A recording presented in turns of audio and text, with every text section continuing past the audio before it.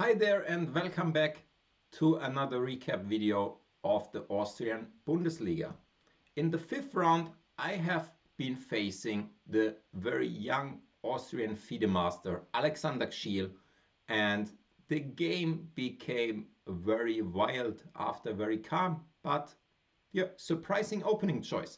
I had prepared some old line in the Caro-Kann which arose after bishop f5, the advanced Caro-Kann, bishop f5, the main answer, and nowadays a lot of moves have been played here. h4, knight to f3, bishop e2, also knight d2 is very popular, also c4 is kind of popular, and the move I had prepared for this game and prepared in general is the very rare and supposed to be not the most challenging bishop d3. So why is this move a bit unprincipled?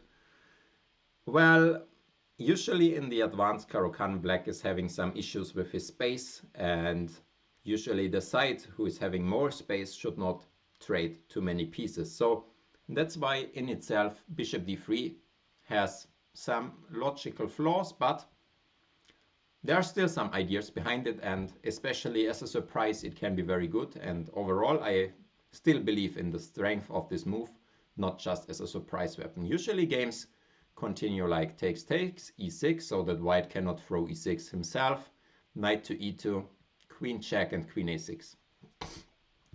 Usually in this structure here black is very happy to go into any kind of endgame, because after some eventual c6 c5 break he can target the d4 pawn, and white cannot do the same, because if we would have play for c4, then they would just take and get the excellent d5 outpost. So white is advised not to trade the queens, and of course this was all prep to go back to d1. And now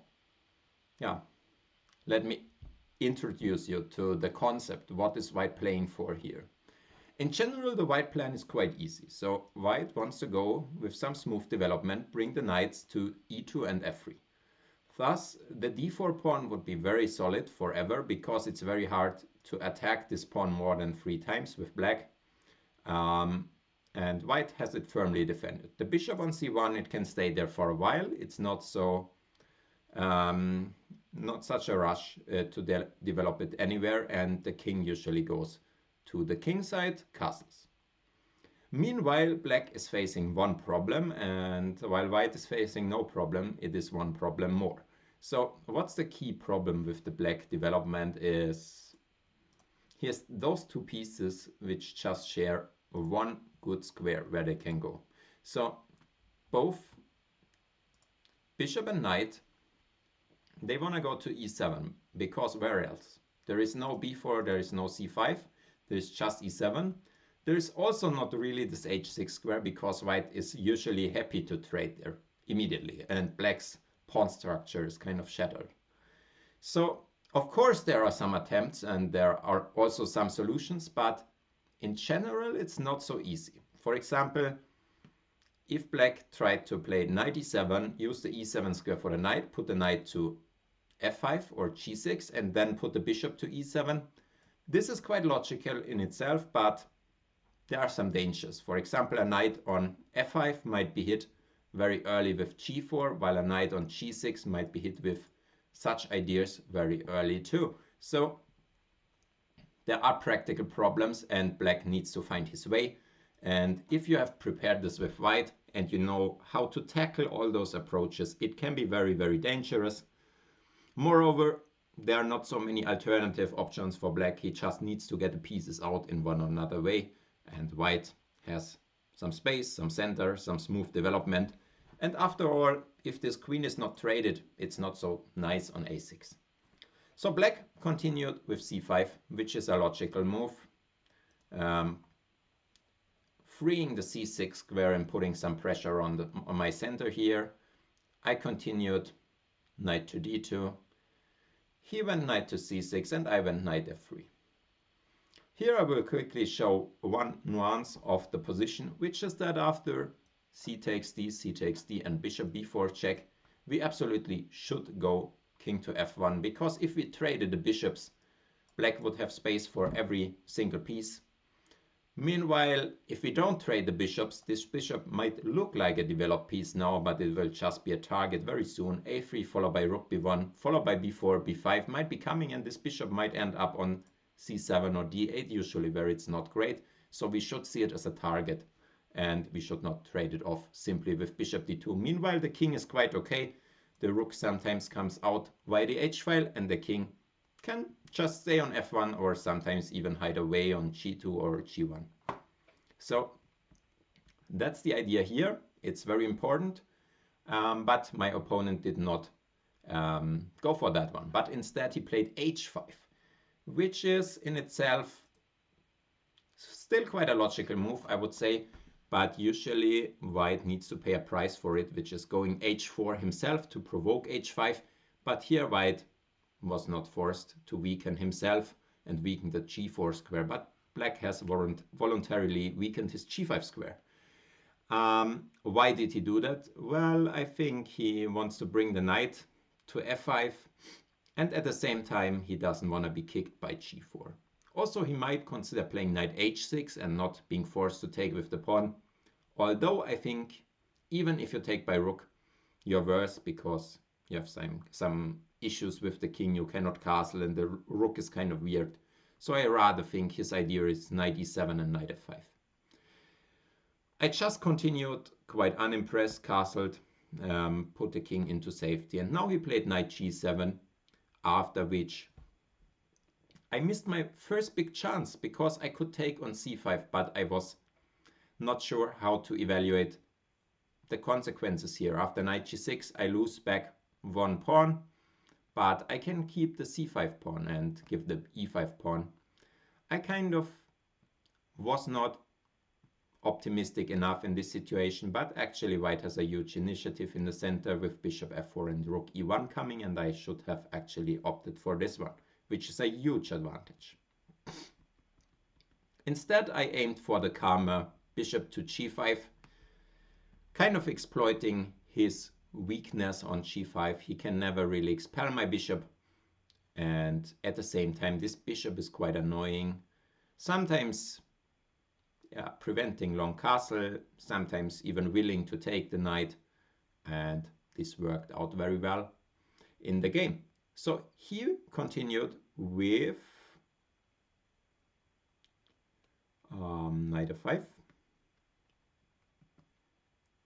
And this is a bit inaccurate. Probably he underestimated my next move, knight to g3, which is quite common here.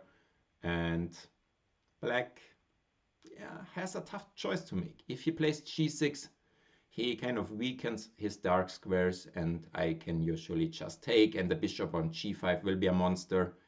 And if it is ever challenged, a knight will jump to g5, and black is under constant pressure on f7 and so on. So black decided rather to take on g3, and of course it is quite normal to take with the h-pawn, but in such situations it's sometimes even more common to take by f-pawn, because of course my pawn structure is worse, but my dynamics become better, and there is some immediate pressure against the f7. Just a knight on g5 and there might be immediate trouble. So black already needs to be very careful. Just to give you some sample line, bishop e7 might be an idea, but again there are issues with the c5 pawn, for example. After takes, I might just take the c5. I might also think about some knight g5 jumps here. Both is possible, maybe some combination of them, but in general the f-file gives a lot of dynamic potential for white. Let's see the game. F takes g and queen b6. After queen to b6, black is kind of putting some pressure on d4 and on b2, and there are a lot of answers possible, but I liked the game continuation, which was c4, a very dynamic approach, trying to open up the center at all cost when the black king is still in the center while the white king is far away, and there is no real danger. So first of all, the key point of the c4 move is that black cannot keep the control over the d5 square. First, he cannot play rook d8 because d8 is covered. He can also not play knight b4 because a3 hits the knight and the knight must move away. Also knight e7, I could trade off the knight and then take on d5, also forcing him to take back with a pawn. And by taking back with a pawn on d5, I gain this mobility with my own e-pawn here. And this is something I was very interested about, that my e-pawn might come in as some attacking potential, opening up the black king. Also, if he takes himself, of course, that's a question. My intention was to go d5, and again, rook d8 is not possible, pinning, and if he takes, I will just get a lot of dynamic play, e6 in the air, some knight moves in the air, f7 very weak, c4 dropping, which looked already very promising to me. So he did not play this, but I think he did something reasonable. He played pawn to d4, but I was just happy to take on d5, he must recapture. And now, despite being a pawn down, I really like my position because this double pawn is not doing much. Meanwhile, I got this extra pawn in the center and on the king side. So I really like my chances on the king side, and it's not really easy to run away with the king because long castle is still not possible, and short castle, it will very often just run into some knight g5 followed by queen to h5 ideas. So this position is already quite difficult, and after queen d3 things were not becoming easier because e6 might be in the air and also just bringing over a lot more pieces. So black needs to look for counterplay, but this bishop must get out first. So he had two reasonable options, bishop e7 and bishop c5. After bishop e7, I could, for example, just take and play knight g5. And again, there's pressure against f7, short castle not possible due to queen h7 mate.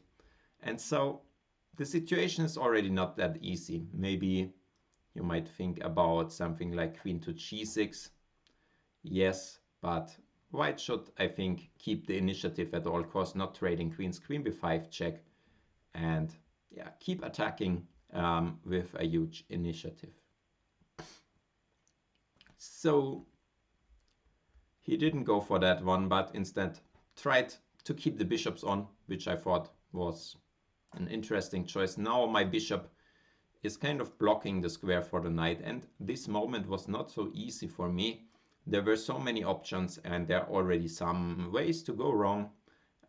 But luckily I found a decent option. Maybe not the best one, but an interesting one. I played pawn to a3, which is useful in many scenarios. It's taking away the b4 square from the black knight, which might have been a problem if I went rook to e1 immediately. He would hit my queen, and if my queen retreats, he can even jump to c2 immediately because the queen can't take because of the discovered check. And now the knight might also have ideas of coming into e3. So this knight is quite annoying, and black got some counterplay and is actually better here. So white should take a little care here about this knight to b4.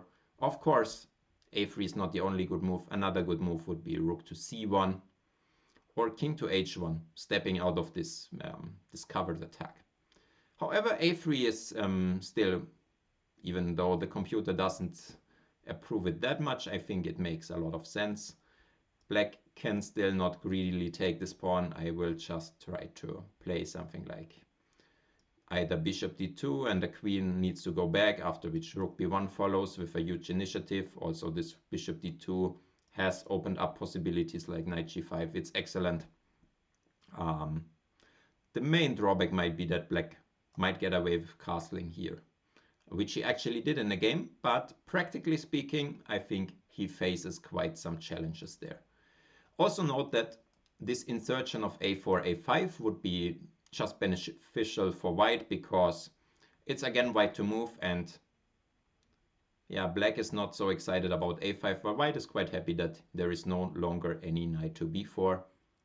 Actually, it's even possible to go b4 anyway, because the tactics are working in white's favor. Rook is hanging, so black needs to trade. And then black could grab the pawn, but rook a8 is always in the air, and yeah, things are not so fun for black. So actually, he shouldn't take the pawn, but play bishop e7. But it's very narrowly surviving only for black, and white still has a huge edge after e6, for example. So a lot of initiative for white here, but my opponent didn't go for a5, but instead went castle, and I really needed to have a plan against that, because castling is the move. If it's successful, then he is gotten out of all the trouble, and usually you must be prepared to have a good follow-up against this critical move. And let's see, what did I have in mind here after short castle? I did not play the best move, but I thought it's very hard to meet, and I didn't see the solution myself during the game. Yeah, and the move I'm talking about is bishop to f6. This bishop is jumping to f6, and it's really creating some threats. First, knight g5 is on the way, and if I would manage knight to g5, let's just illustrate this. If my knight would manage to g5, then this bishop would stay there forever. Also, the knight is basically untouchable. And with bishop and knight untouchable, I would just need one more piece to get in, which is probably the queen, and then the king would be mated. And for example, I could play e6, trying to lure away this pawn, and then queen g6.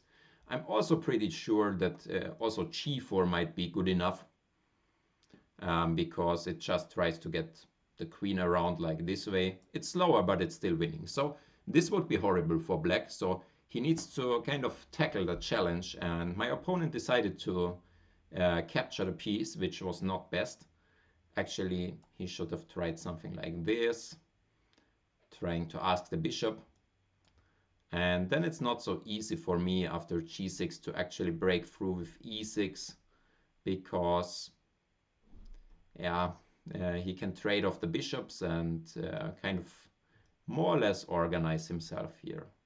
Bishop f6, and after rook f6, okay, knight e5 would come, and it's getting messy. So ef7 would be best, but it's already, yeah, very complicated. Probably not rook f7, but king g7.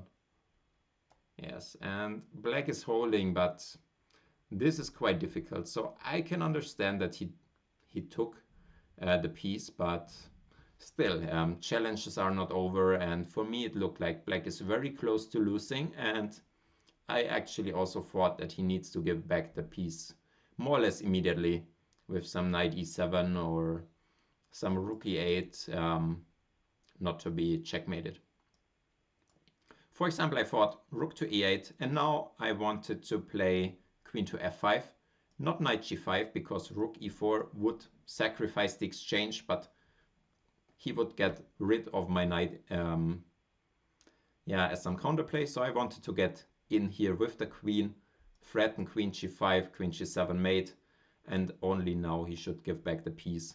But of course, white is a lot better with no material down. I'm just 1 or 2 pawns up at the king side, where it really matters, where it's giving me king safety. Meanwhile, those pawns, they don't queen early, so yeah, it's not such a big thing. And yeah, white is doing great here. Also, it's possible not to take the piece on e7, but instead go queen h5, followed by some mating ideas. But that didn't happen, and my opponent decided to play knight to e7, which is actually a big blunder, but I didn't exploit it, and it's not so trivial to exploit it. I actually could have gone for a mating attack immediately with knight g5, but I discarded this option because of knight g6, and my queen would be blocked out. But on the second attempt, there is just no defense against queen h5, queen h7, and the f6 pawn is very stable, thanks to the white rook, and there is no counterplay. The queen will just come in, and black is already done. So that would have been very good. I instead decided to play knight e5, which is a blunder because it doesn't exploit things in the most effective manner. Of course, white is still more or less close to winning, I would say, because the knight cannot go to g6 now, which was my idea, because I would just take and he cannot recapture due to mate, and otherwise I will still pick up the knight. However, he became very creative here, and I was a bit angry with myself that I missed his idea, which was very beautiful, completely. So he played queen a6, which is again not great, and I should just have taken on e7. He cannot take my queen now because I would take here with a check and only then recapture, and I'm a lot of material up, and after bishop e7 I just keep the queens with an ongoing attack. The king is too wide open, knight f7 on the way, queen h5 on the way, it's just too much, white is winning. Instead I thought if I play queen d2, I'm more or less checkmating instantly, but now he came up with an incredible resource which I had completely missed, and first I even thought it's a joke, but then I realized it's actually not, it's a serious move and actually the best one in the position. And yeah, the move which shocked me was queen to e2. He just puts his queen here completely undefended, and first I couldn't believe my eyes. I completely missed this move.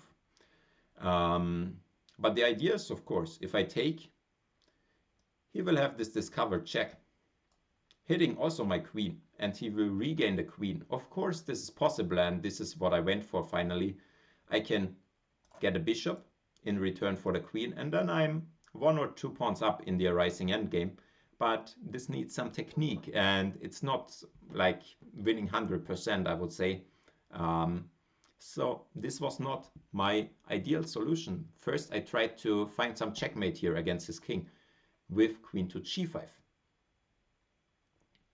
After queen g5, he must play knight g6. And then first you would try knight to g6, checks and captures. But here comes the cold shower, queen to e3 check. And now with the queens getting traded off, I have a problem. I will not checkmate him. And in fact, I'm not even winning material, because after I win the exchange, he will win the exchange back. And here black is actually even better. So white really needs to take care. And in this critical moment, knight g6 would be a mistake. I tried to make all kind of stuff work. I tried rook a to e1. But I was not sure about the consequences of check, king h1, bishop e3, queen to f5, and knight to e5. Because now after rook e2, pawn e2, it's so messy, and the rook on f1 is hit. And once the rook moves, the knight will stabilize the position, and it's by no means clear. Actually, black is a lot better here and even close to winning.